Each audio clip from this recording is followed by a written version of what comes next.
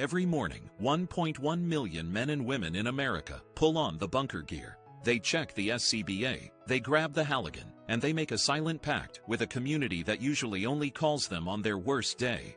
Most of them come back, but every year, roughly 100 do not.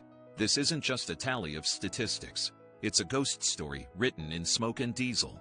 Today, we look at the ones who didn't come home, the modern line of duty death, and the lessons we are still, tragically, learning the hard way. I am retired Fire Chief Stephen Gentile, and this is the Burning Oath. The modern Fireground. Fire behaves differently today. It's faster. It's hotter. In the 1970s, you had 17 minutes to get out of a burning room. Today, because of synthetic materials and lightweight construction, you have less than 4. We are fighting plastic fires in cardboard houses. The silent killer, cardiac. The leading cause of death isn't the flame, it's the heart. Over 40% of LODDs are cardiac related. The transition from deep sleep to 180 beats per minute in the span of a tones out is a physiological car crash. Stress doesn't just come from the heat, it's the adrenaline that never fully leaves the system. The routine call, roadway incidents. Some of our brothers and sisters die on the asphalt. Moving traffic is a predator. A fender bender on the I-95 becomes a tragedy when a distracted driver misses the flares. We lose them in the glare of their own light bars. The cancer clock. We used to wear dirty gear as a badge of honor. Now, we know better. Those salty helmets are coated in carcinogens. Firefighters today are diagnosed with cancer at significantly higher rates than the public. They survive the fire, only to lose the battle 10 years later in a hospital bed. The flashover trap. Flashover. It is the moment every object in a room reaches its ignition temperature simultaneously. In a modern home, this happens 8 times faster than it did 40 years ago. Lightweight construction. The floor beneath you. Engineered lumber and wooden eye joists. They are cost-effective for builders, but they are death warrants for us. They fail in minutes without warning, dropping firefighters into the seat of the fire. The toxic twin. It's not just smoke, it's hydrogen cyanide. One breath of this toxic twin paralyzes the cell's ability to use oxygen. You don't choke, you simply stop. The solar shield. Green energy creates red hazards. Solar arrays stay hot, even when the grid is dead. We can't vent the roof, and we can't stop the electricity. The lightweight floor. Engineered eye joists are essentially toothpicks held together by glue. They fail in 6 minutes. Under the carpet, the floor is already gone. The electric vehicle fire. Lithium-ion batteries are a thermal runaway nightmare. They require 40,000 gallons of water and can reignite in the tow yard 3 days later. High-rise wind-driven fire. In a high-rise, a broken window creates a blowtorch. The wind pushes the fire down the hall at 50 miles per hour. There is no interior left. Disorientation. In blackout smoke, you lose your inner ear. You crawl in circles, you think you're at the door, but you're in a closet. The collapse zone. Buildings don't fall down, they fall out. If you're within the height of the wall when it buckles, there is no escape. The decision to retreat. The chief sees what the nozzle man can't. The structure is lost. The air horns blast 3 times, the signal to abandon your position. The radio silence. Then comes the call that stops every heart. Mayday, mayday, mayday. The radio channel goes silent for everyone but the one in trouble. Acronym LUNAR. This stands for Location, Unit, Name, Assignment, Resources. Every word is a battle for air. Every second is a piece of the puzzle. The RIT activation. The Rapid Intervention Team. They don't fight fire. They fight for the person. They go into the hell everyone else just left. The rescue drag. Dragging 250 pounds of dead weight in full gear is the most physically demanding task in the world.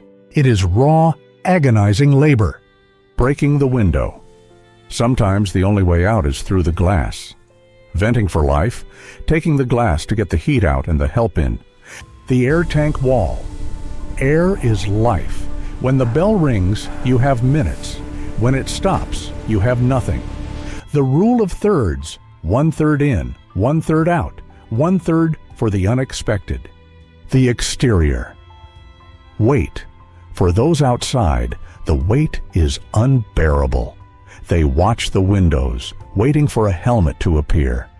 The silence of the radio is a physical weight. The extraction. They come out in a swarm of movement, rescuers and the rescued, blurred together in a desperate push for the curb. The all clear. The fire is knocked down, the rescue is over, but for one member, the shift will never end. The all clear. The fire is knocked down, the rescue is over, but for one member, the shift will never end. The empty locker. Back at the house, the locker is still full.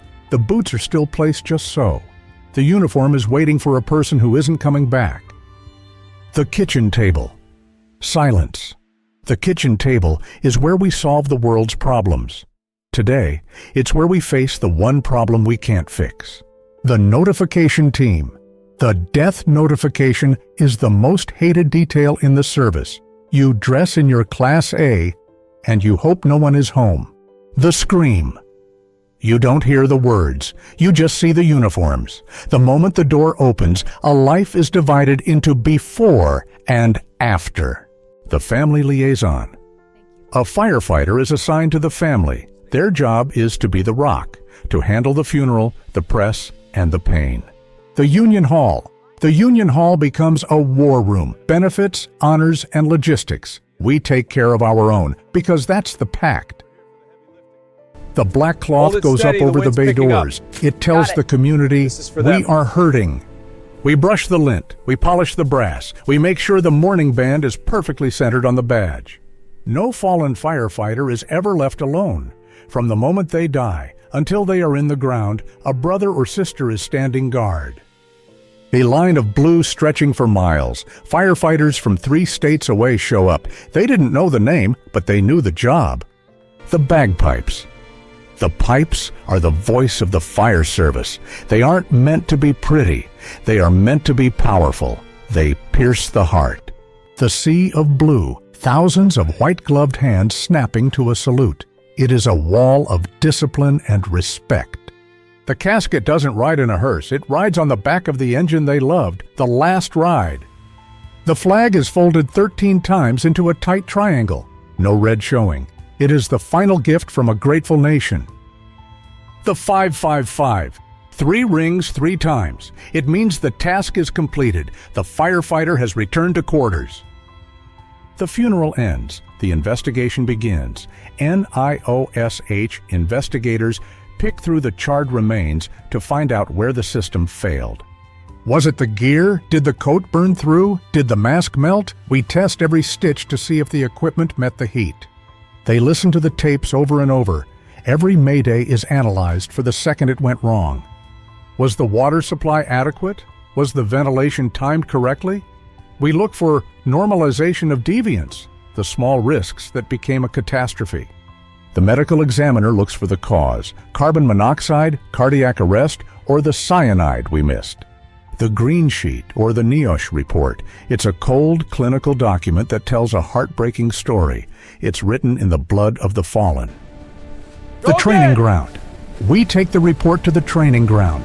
We recreate the death to ensure it never happens again. We fail in training so we don't fail in the fire. The cancer clock. We investigate the deaths that happen years later. The occupational cancers. The smoke we breathed in the 90s is killing us in the 2020s. The mental health crisis. We lose more to suicide than to fire in some years. The trauma doesn't burn out, it smolders.